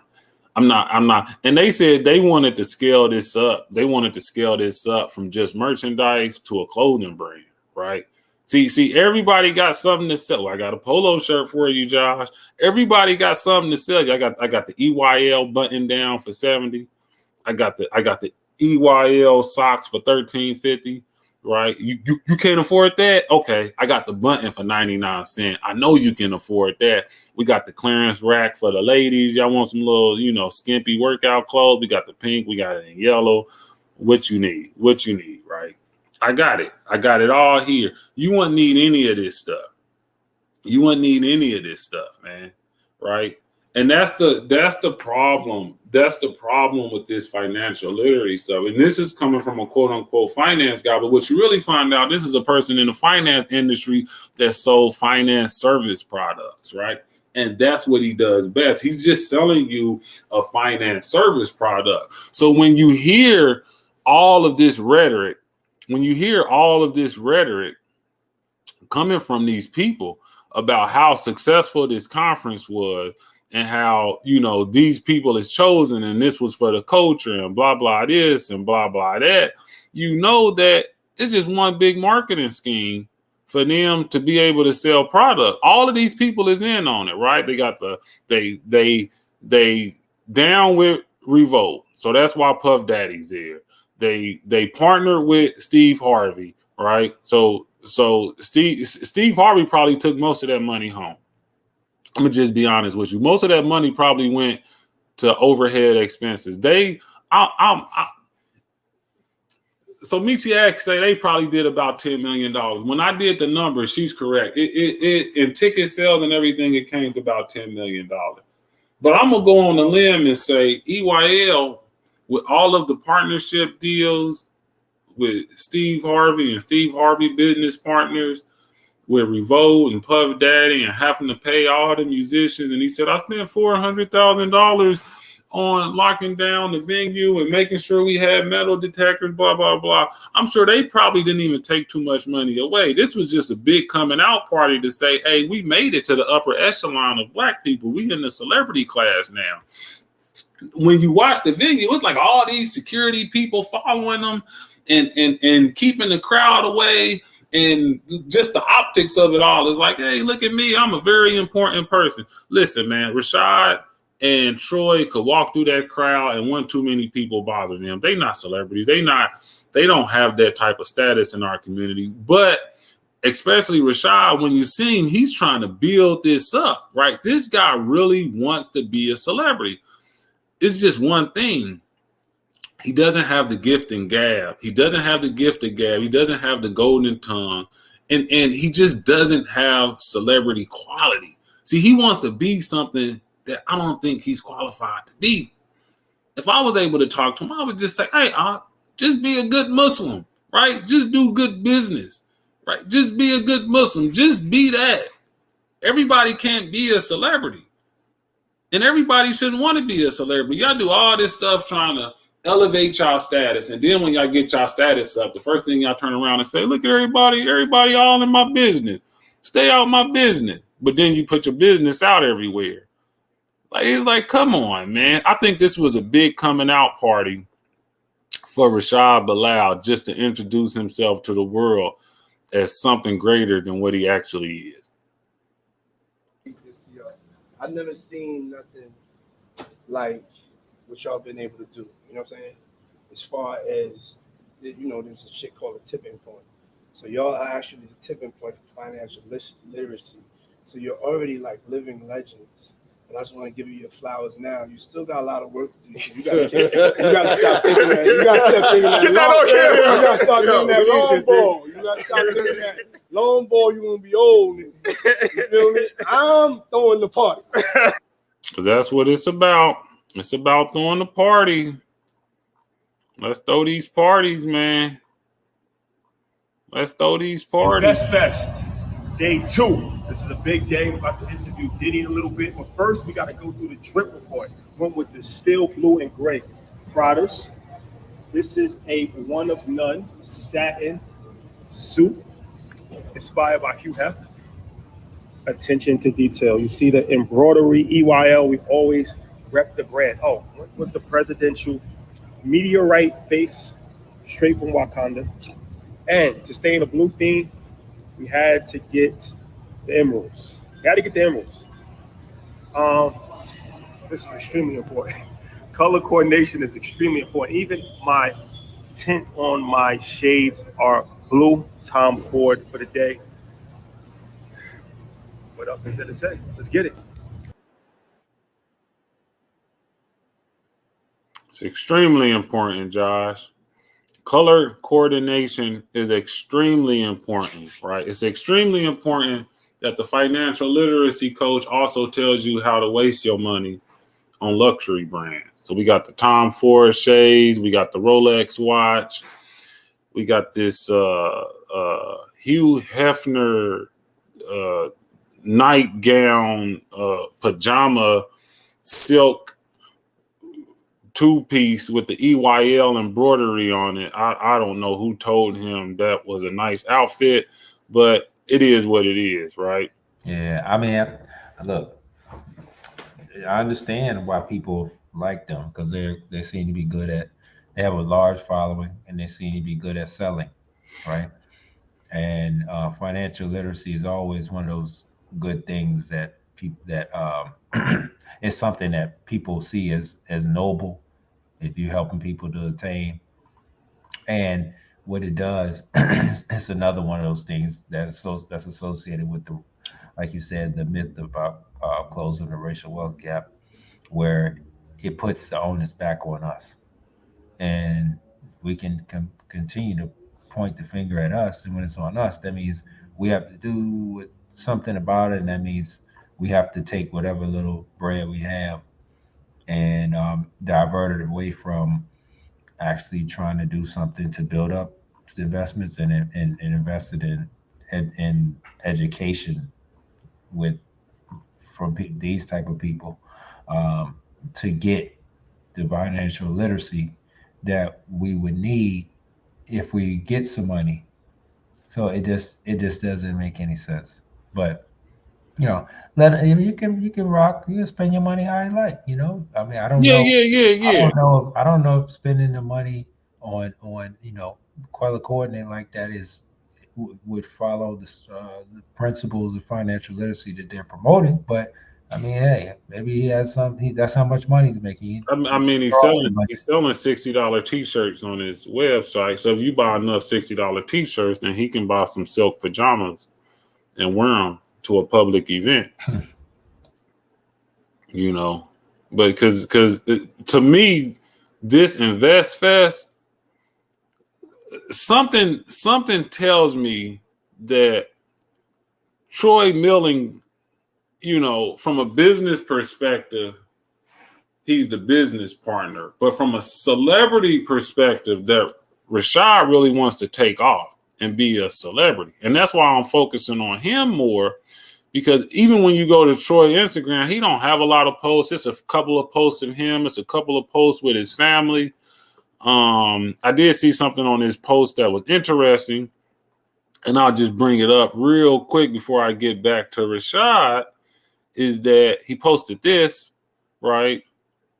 Enemy yard, the name is strong, the impact even greater. And people jumped on there like, I didn't know you was Jamaican, so he might not even be one of us, right? He from this point, maybe he's half Freeman or maybe he's just full Jamaican.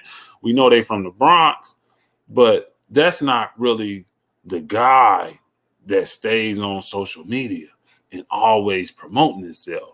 No, that's this guy right here. Invest Fest. That's a wrap, man. But we couldn't finish the day without doing the last drip report of the weekend. Today, we went full-fledged terry cloth. Bilal Family.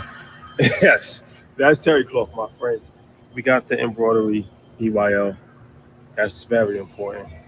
We have the American Cup products, Panda edition, black, the old ones with the red on the back, the AP, the Cardis. It's an experiment. Everything I'm doing is an experiment. It's all an experiment. It's an experiment with your money, though. Maybe not his money, your money. Maybe he think he'll cover himself because if he try to claim that as a tax deduction. I thought when I looked at that outfit, I'm like, man, that's something I could wash my car with. Like that looked like the buffers at Cruise Car Wash. But you know, to each his own. Everybody got their own type of fashion.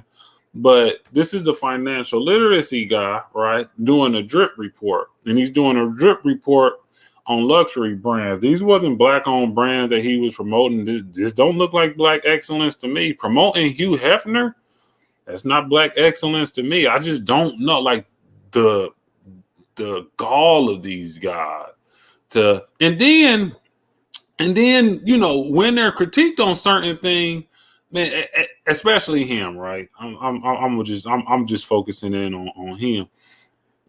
All of his comments on Instagram is limited, so you can't say too much, right? You can't say too much when you come on there. But people had a lot of complaints. A lot of people had a lot of complaints about what was going on at InvestFest. One of the issues was these long lines, these long waiting lines that took hours to get into, right? And then one lady had this to say. So she shows a picture of the line and she said, I love my people, but there's no reason why this should be the line for Invest Festival. Is wrapped around the building twice. I have been to conferences around the country and never had to wait 1 to 3 hours in line for registration. If we're going to level up, we need to do so. We shouldn't have spend half a day in line, literally to get into a prepaid event. As I sit and watch this line, I'm contemplating just heading home. And a lot of people, you know, they have some issues with this stuff. And, you know, you had people coming on there that was like, you know, just, oh, wow, sorry, this is your experience. The attendance doubled this year. Don't count our people out. The black community wants in on the cheat code to wealth. The next year, I'm sure they'll take it to the stadium. Don't count out our people. And that's something that he was talking about. Like, you know, we're going to do stadium. We're going to do stadiums, right? This same lady said, hey, I talk way too much. Only found out because someone contacted me. She had a lot of complaints. But then somebody comes up under her thing and say, was it bad? And she says, yeah. And what you hear from a lot of the people is that, man, you know, some people paid VIP and didn't even have seating, right? They had to go find them seating. And then you had other people that paid, and you seen the venue, right? The venue was massive. And you had people all the way in the back. And a lot of people was complaining that we couldn't hear the speakers, right? The flyer wasn't active. The program wasn't correct. People was just showing up at any time. They was late. They was going on stage. They was not going on stage. It's like, what's going on, right? What's going on with this? You had a lot of people that just didn't show up. You had people like Jermaine Dupri that got to show up and was on stage. And this man, you know, in our community, he's an anomaly, born to a wealthy. His father was like a music exec or something like that. And put him on. This man has filed bankruptcy more times than I can count. He's like the black Donald Trump in a negative way, right? You got him on stage. So you got people on stage that don't know anything about what they talking about. But then when you get criticism, right, when they paid their money and don't get what they want, and you have some people, you know, hey, I got a problem with this. This is the type of, you know, stuff he said. When I listen, when I wear the custom terry cloth with the very rare Pradas, and I know it's making people sick to their stomach. They don't have to have Pepto-Bismol. That's why they say like, yo, you're going too far. I said, I'm not going far enough. I could have did more. Like that's what I want you to understand. It could have been more. It could have been real money. It could have been real money like getting thrown out. It could have been worse. We could have had hundreds of real dollar bills that maybe next time we might do that. That's an option. Maybe I'll take some of that money y'all paid me in VIP and give it back to you. I'm gonna stand on stage and throw it back to you. Maybe it could have been worse. And who really cares anyway? Because it's not my money. It's not my money I'm throwing. It's your money. It's your money. I throw some money. I'll throw some money. I'll stand on stage and throw some money. Look, nobody's ever gonna box you in. Care what you think. Didn't get seats. I didn't have like, you know, a place to sit or felt like that, you know, with the VIP experience, there were things that they should have had a better experience with VIP. How do you address that? I think it was the only issue for 1 hour. That was during Diddy. But yeah, that was something that it was an issue because there was different color wristbands, one for a nightlife wristband and one for a regular wristband, but they were similar colors. That's a logistic issue. That's a legitimate thing because everybody should have a seat. So those are issues that we actually corrected on Sunday. We had a meeting with security. This is a security issue that got in VIP that shouldn't have been in. That is a legitimate concern. But I don't think that I've heard too much of that because, like I said, that was something that I think only happened during Diddy's conversation. It wasn't like people don't know, bro. I had to get up at 7 o'clock in the morning. Why did they make it right? I wasn't in it, but I heard in the back there was an echo of the speakers. The audio. Yeah, I mean, the audio is definitely something that we're working on for sure for next year. I heard, I wasn't in it, but I heard in the back there was an echo. So there was an echo. Even when we was on stage, sometimes it was an echo. So these are things that could be fixed with like carpet or different types of things that, you know, looking to make improvements on that for a better audio experience for sure. So I don't think it stopped anybody from hearing anything, but I heard that there was an echo, depending on where you were standing in the building, that there was an echo. But look at what we're talking about, though, Tone. Look at the issues that we're talking about. You might not have one seat for an hour. The audio was it was bad feedback on the audio sometimes. Like, let's just take a minute. Let's take a minute. And I know your platform, I know that it's a you. So let's really dismiss those concerns, right? Let's really dismiss those concerns. You came to the Invest Fest. You wasn't able to hear the speakers, but that's all right. Or you paid $1,800 and you didn't have a place to sit. Well, you should have paid $5,000. If you would have paid $5,000, you would have had a guaranteed place to sit because we would have put you in row 1 or 2. So you didn't pay enough. It really wasn't us. It was you. You didn't pay enough. That's really what it. Give me more money, and I'll give you a better product because that's what I'm here to do. I'm here to sell you a product. That's it. That's it.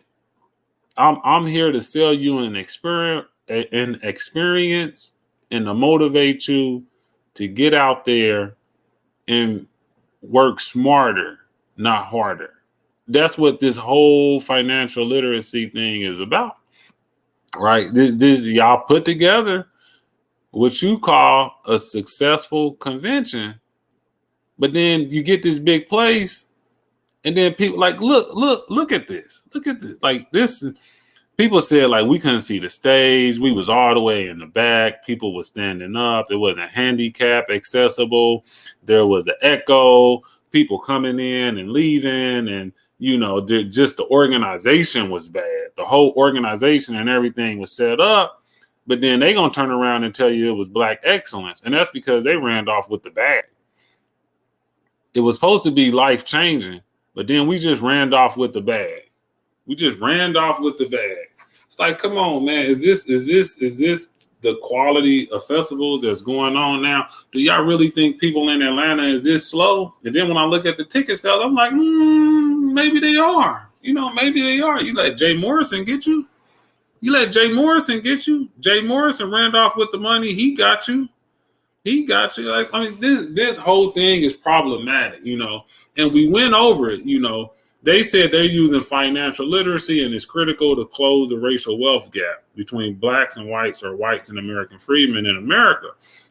But the issue is when we look at the myths, of closing the racial wealth gap, it's just not true. Now, the problem comes, these people don't read. They don't read reports. So it's like, it doesn't even matter that the myth of closing the racial wealth gap isn't real. We're going to sell you financial literacy, even though it won't impact the racial wealth gap. We're going to sell it to you anyway, because we don't believe in any of this stuff. We don't believe that entrepreneurship can't do it. We don't believe that banking black can't do it, right? Shout out to Killer Mike, right? Trying to get people to bank black. That's his thing. Just, put some money in my bank that really ain't a bank, that's just an app, but put some money in my bank, right? And then it save more. You got the conservative that say, hey, just save more, right? And at the end of the day, all of this stuff is just conservative right-wing rhetoric masking black excellence. What I mean, when you listen to conservatives speak, they say the same thing over and over and over. What do they say? They say God, family, country. God, family, country. Well, in this quasi YouTube financial guru space, they remix and rebrand that and package it and sell it back to you. So a lot of them don't have a traditional religion. So God becomes king. That's why you hear them running around with this king and queen language. A king, a queen, right? Because the end all be all is them. So they replace God with king and queen, right? You are the highest person on your throne. Then family becomes legacy and generational wealth. And then country becomes community, right? Let's buy up the block, blah, blah, blah, blah. It's just a whole bunch of right-wing rhetoric that they just repackaged and wrapped in black excellence, and they going to sell it back to you. Financial literacy will not close the racial wealth gap. If you don't know what that means financial literacy is not the key to economic stability for the American freedmen community. You're not going to go from where you at to where, not even stable. These people aren't even selling you stability. They're selling you a chance to be extremely rich, a chance to be affluent. They say, stop living paycheck to paycheck, right? Be able to live out your dream. It's like skip, go, and go straight to boardwalk, right? You start playing the Monopoly game, and as soon as you go around the board once, you get to buy up boardwalk and Park Place and Mediterranean Ave and all that.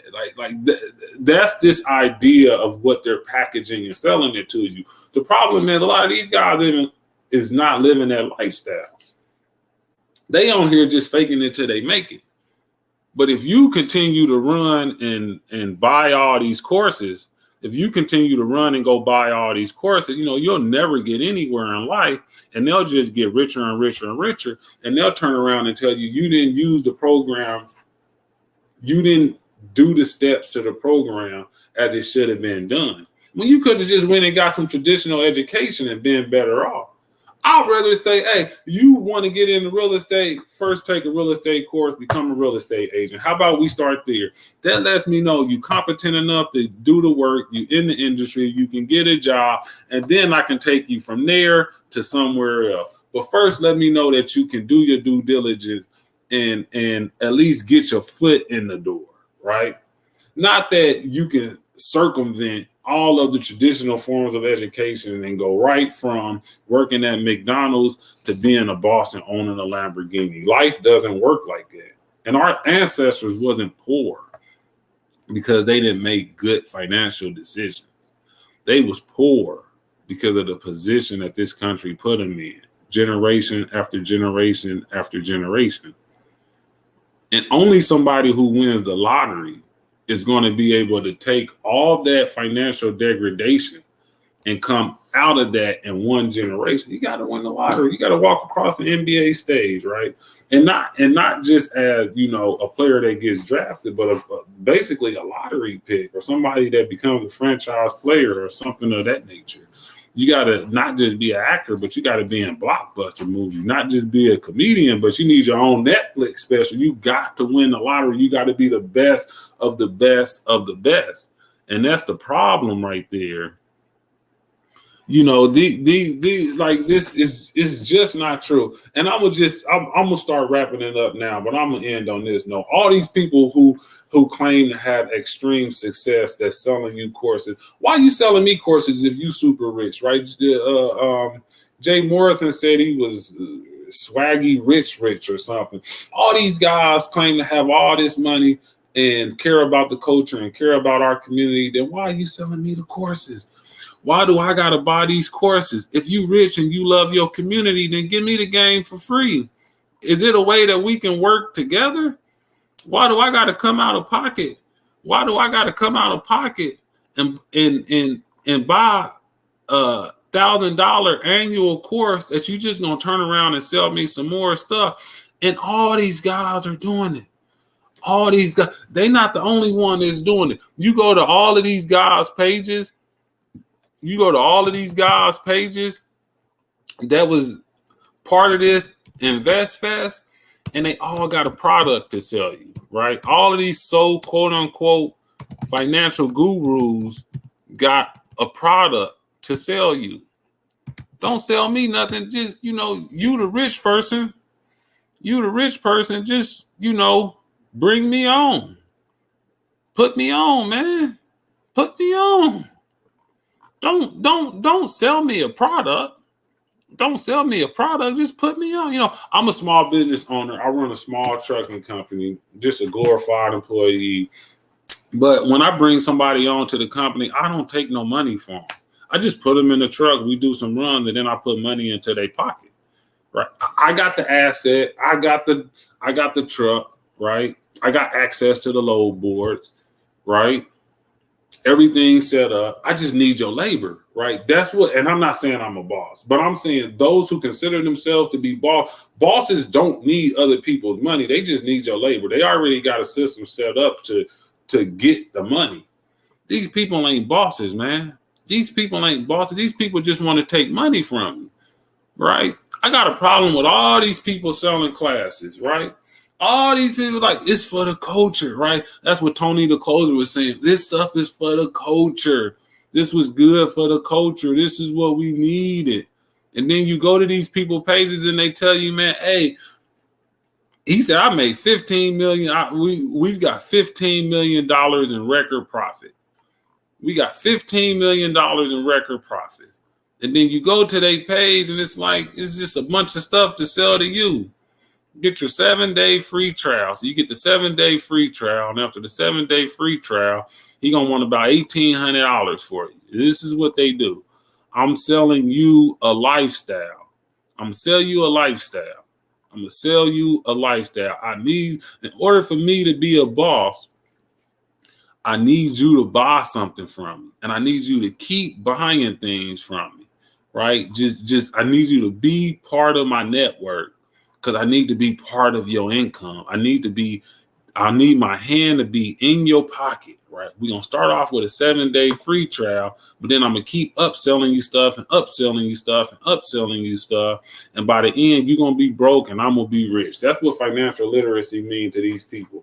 I'm going to keep selling stuff to you over and over again until you don't have no money.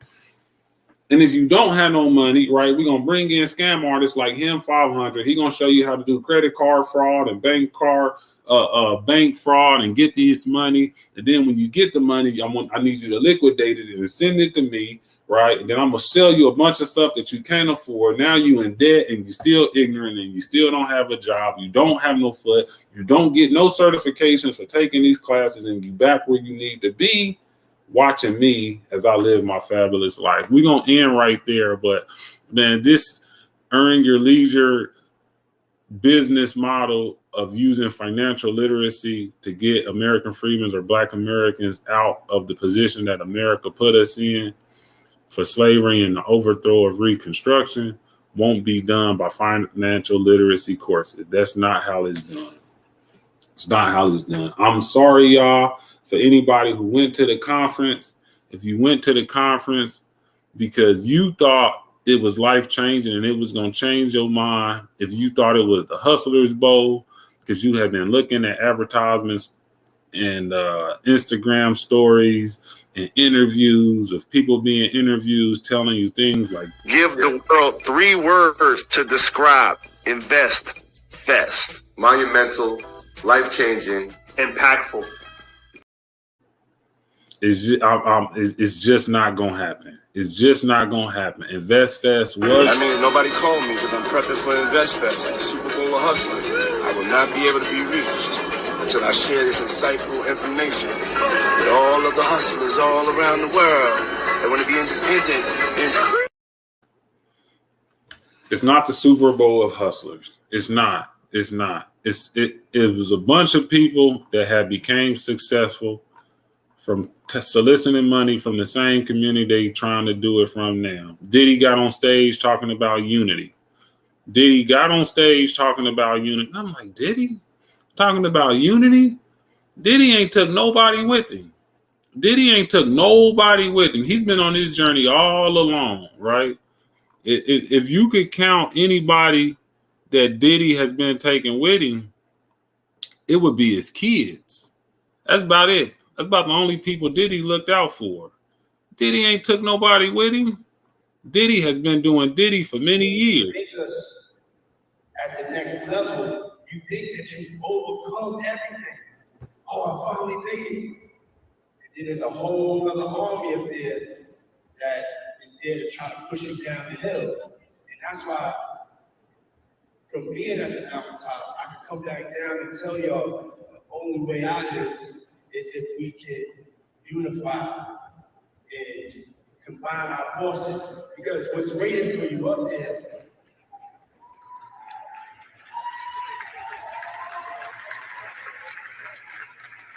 that's